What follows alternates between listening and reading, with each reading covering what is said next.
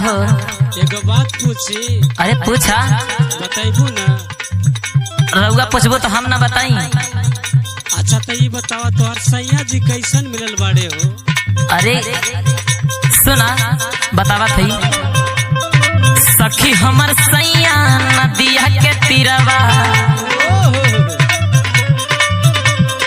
सखी हमर सैया नदिया के तीरवा, जाई के मछरिया मारे हो राम। सखी हमर सैया नदिया के तीरवा, जाई के मछरिया मारे हो राम। सखी हमर सैया नदिया के तीरवा, जाई के मछरिया मारे हो राम। हरे जाई के मछरिया मारे हो राम, जाई के मछरिया मारे हो राम। हरे देखे नहीं कब हो दिन दोपहरिया, देखे नहीं कब हो दिन दोपहरिया, जाई के मछरिया मारे हो राम। देखे नहीं कब हो दिन दोपहरिया, जाई के मछरिया मारे हो राम। देखे नहीं कब हो दिन दोपहरिया, जाई के मछरिया मारे हो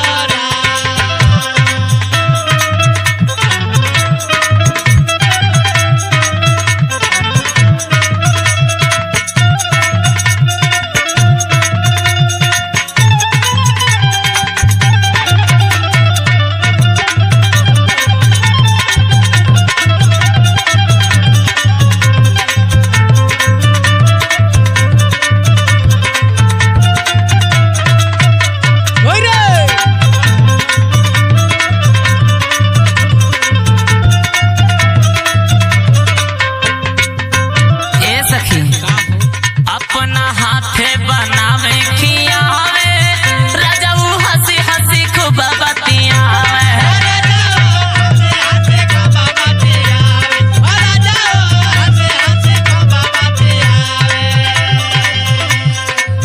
अपना हाथे बनावे खियावे, राजाऊ हंसी हंसी खूब बतियावे।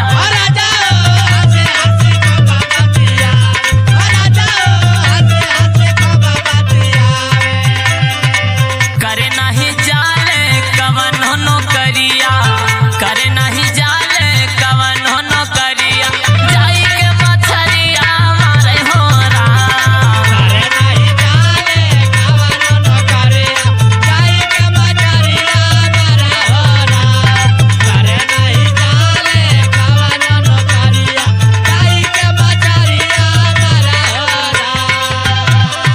ए सखी हमारा सैया ना बहुत ही भोला बाड़े, अच्छा नौकरी वोकरी कहीं ना करेले, खाली हमारे सूरत निहारे ले बैठे बैठे अच्छा हमरा के पलक पे बैठा के रखे ले। ऐसन बात बा। हाँ सुना। सुनाओ। सैया बाड़े टिटहिरी जस पातर, एको दिन नहीं करे ले आतर।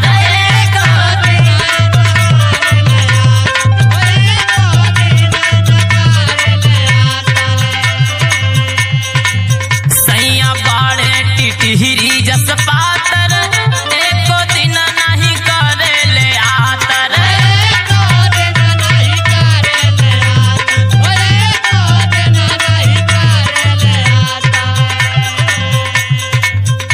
हरे बैठी दुअरिया लड़ावे नजरिया,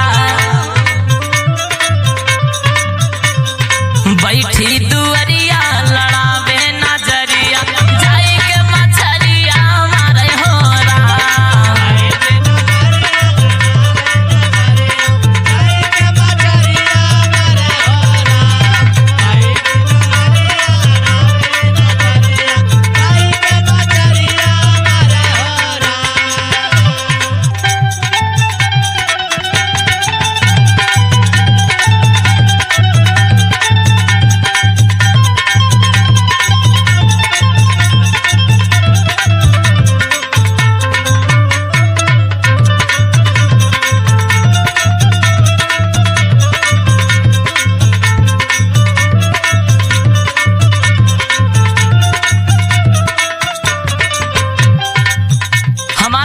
दिन भर मछली मारे ले। अच्छा अब मारला के बाद जानना का करे ले? का करे ले हो? बतावत है सुना। गड्ढा खोदी खोदी खूब जियावे, साँझ सुबेरे चखना लगावे।